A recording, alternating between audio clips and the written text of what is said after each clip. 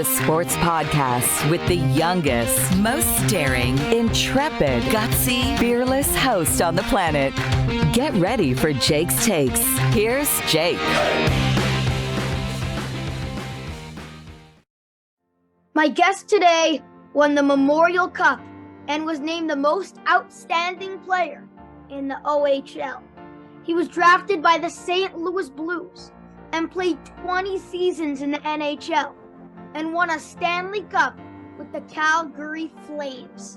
He was traded to the Toronto Maple Leafs, where he became an instant legend. He broke franchise records for assists and points and led the Leafs to Game 7 of the conference finals. He was named the 15th captain in franchise history. The Leafs retired his number, and in 2011, he was introduced to the Hockey Hall of Fame. And most of all, his passion and emotion on the ice was something hockey will never see again. It's such an honor to welcome to Jake's Takes the legend himself, number 93, Doug Gilmour.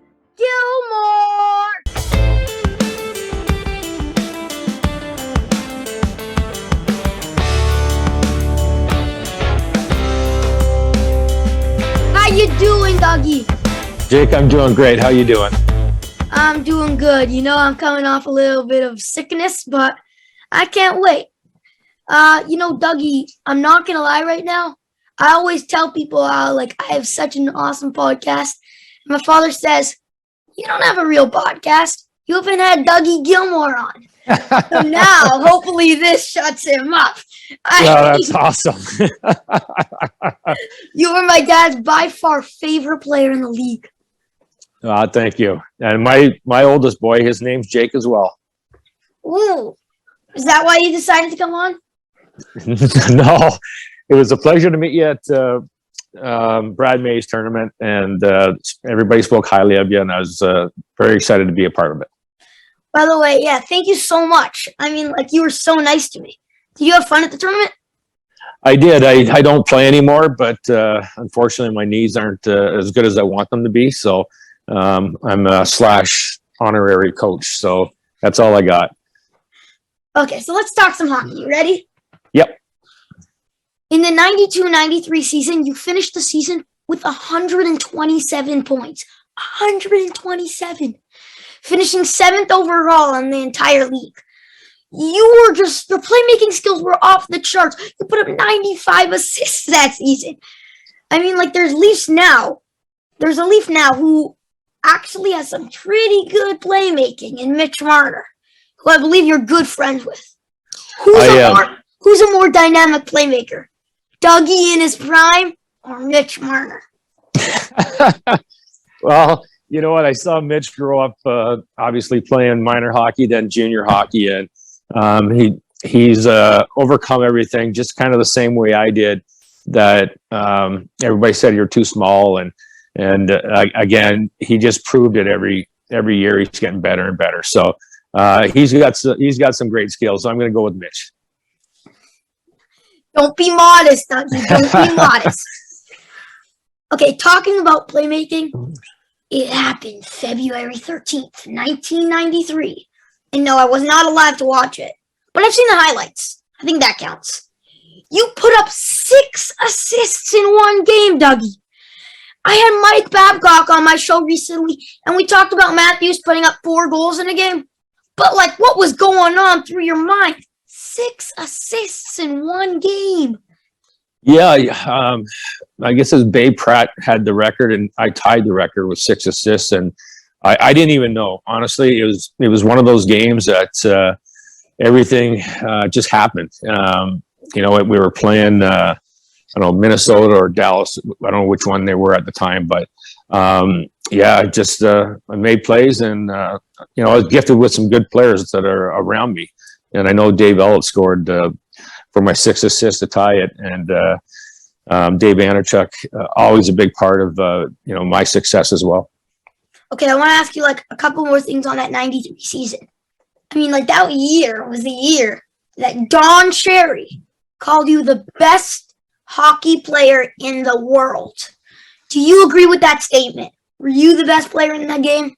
Well, let's start with he's from Kingston, Ontario, and so am I. He coached my brother in Rochester. My brother's 13 years older than I am, so it was many, many years ago. He was good friends with my mom and dad, so he's a little biased, I'm going to say, but it was a fun year, and a year that I'll never forget. So if not you, who do you think was the best player in the game then? You know what? Mario came back that year, and he just lit it up. Pat LaFontaine was a pretty good player as well that year. And, you know, there's so many I could go down a list, like Stevie Eisenman, Fedorov. The list goes on. Okay, so look, the playoffs begin, and the Leafs defeat the powerhouse Red Wings in an epic 7-game series. You guys went down 2-0 in the series and were beaten bad. What happened to turn that series around? Well, you know, on paper, yes, they were better than we were. As far as, I guess, determination, Pat Burns knew how to push the buttons. And you know what? We were going home, and all we had to do was win one game. And then, you know, the series put some pressure on Detroit. So then we ended up winning 3 in a row, then lost game 6. And then game 7 was an epic overtime goal by Nicky Borschevsky. By the way, at the tournament, I asked Wendell who the most vocal player on the team was, and he told me it was Mike Foligno. Did Foligno say anything in particular that you remember, or did you say something? No, for me, I didn't really say too much in the dressing room. It was more just go on the ice and try to perform and beat your opposition. So Mike Foligno, there was Bob Rouse, Jamie McCowan, the list goes on, Mike Krushelinski. We had a lot of leadership. And if something had to be said, those guys are the ones that usually said it. Okay, I can hear that. Okay, after the Red Wings, you guys played in another classic series against the St. Louis Blues. And how can I not ask you about the double OT winner in Game 1? That wraparound goal was for the ages. Tell me about that goal and how that play unfolded. Yeah, well, you know what, Cujo, he stood on his head that night, and I believe we had 60-something shots on him. And, you know, when you're going into overtime like that, sometimes it gets frustrating. But Todd Gill kept the puck in, threw it behind the net. And that's where I lived most of the time. And I was trying to wait for Dave Vanderchuk to get in a good position. Nicky Borschevsky was high in the slot. And I went one way, went the other way, and Murray Barron kind of ran into Cujo. And there was a little opening, and I put it in. It's something you don't practice. It's just a reaction thing that happened. And yeah, it was a special goal for sure. You ever think of putting a lacrosse style move, you know, picking it up and just stuffing it up there? I mean, we see players nowadays just try that all the time.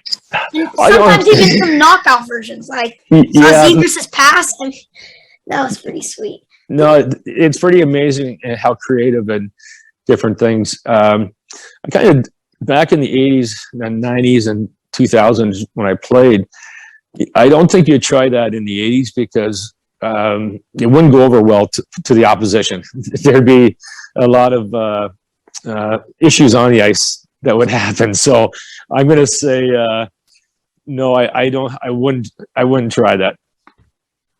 So you guys advanced to the conference finals to face the LA Kings, and I read that last year during the pandemic, Sportsnet played Game 6 when you clearly got high-sticked by Wayne Gretzky. The no call by Kerry Fraser. And then Gretzky scores the OT winner, sending the series to Game 7. And I heard while quarantining in your home, you watched it for the first time ever. Is that true? And tell me what your reaction was. Well, that is true. And obviously, Kerry Fraser missed the call. I just don't blame Kerry. I kind of blame the linesman as well. They could have helped him out and said, you know, we saw the high stick and it would have been a 2-minute penalty and then it would have been 4-on-4. So,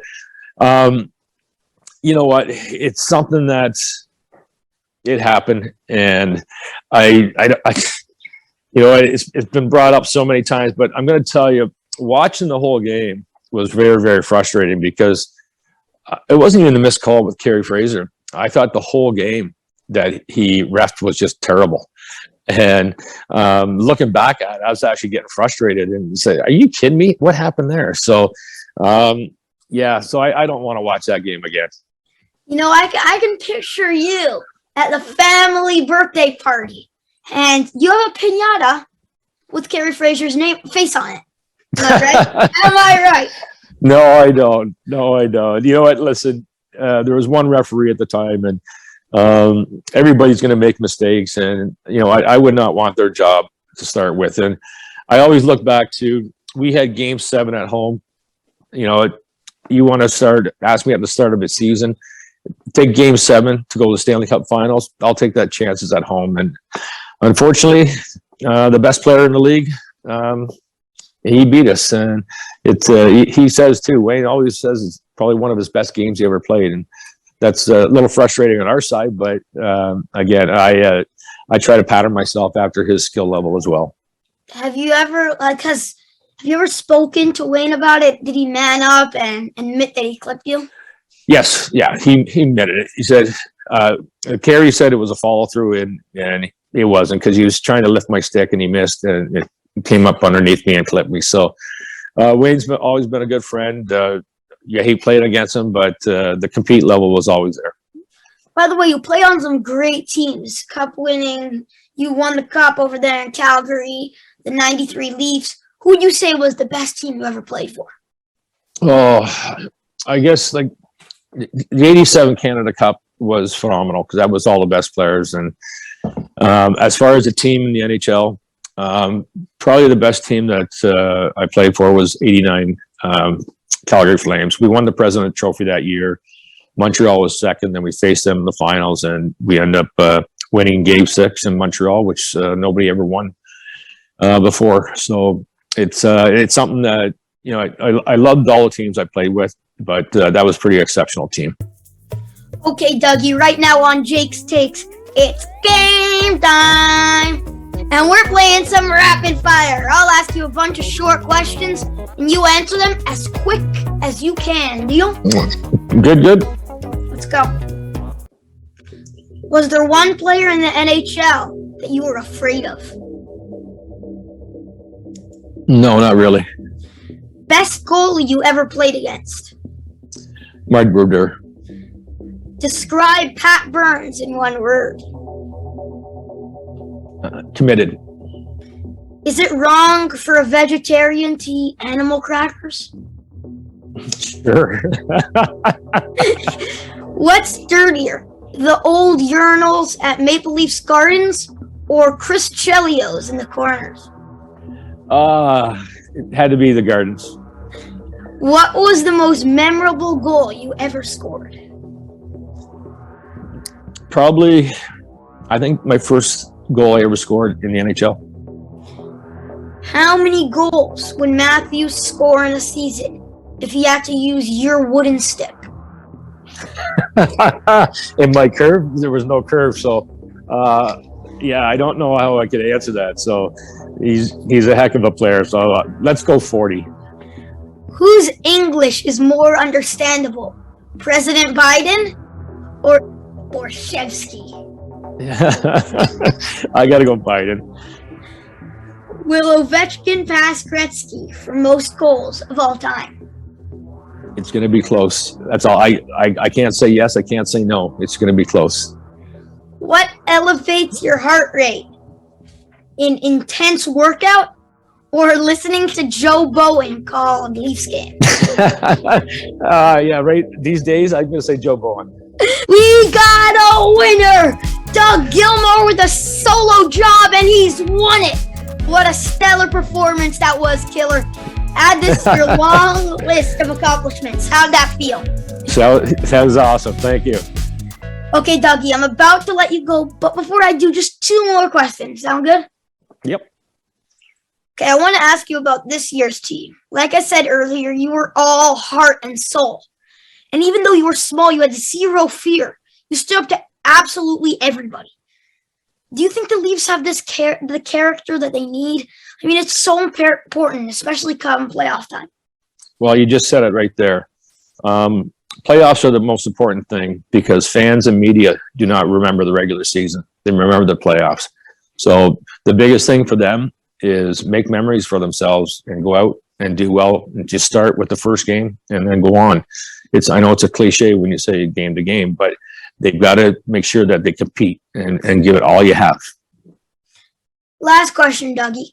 I had Jack Campbell on my podcast, so I might be a little bit biased, but how impressed have you been with Jack so far? In my opinion, he's one of the top goalies in the entire NHL. Like we all know how important goaltending is, but let's give Dubas a little bit of credit because this trade was just absolutely a steal. Well, it's 100%.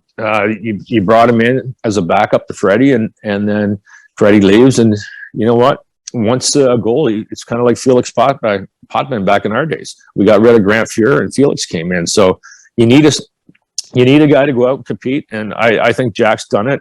I think the players love him, the fans love him, and I wish them all the best.